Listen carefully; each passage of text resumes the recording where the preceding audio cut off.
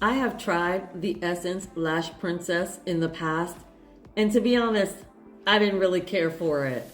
But so many beauty influencers swear by this product that I thought, okay, let's give it another try.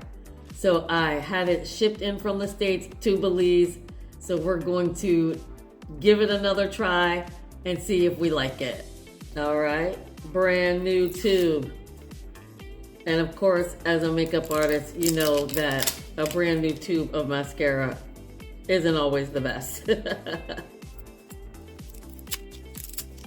Now, this is the green one, not the blue one. So let's pull it out. Here's the wand. It's nice and long. And I think that may be why I don't care for it, because I have very small eyes. But we're gonna go ahead and put it to the test. Almost forgot. We wanna give it a fighting chance here.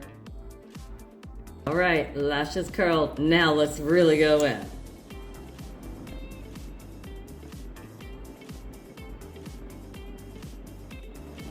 Now for a second coat. I did not dip back in. I'm going off of what's still on the brush to keep it from getting too clumpy.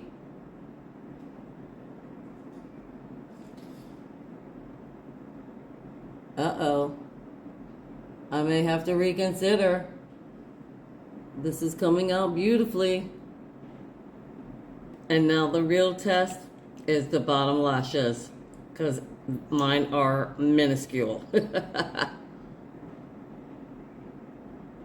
Okay, I like the point, the pointy end, because, you know, it does go into a point, so that does help. Grab those bottom lashes.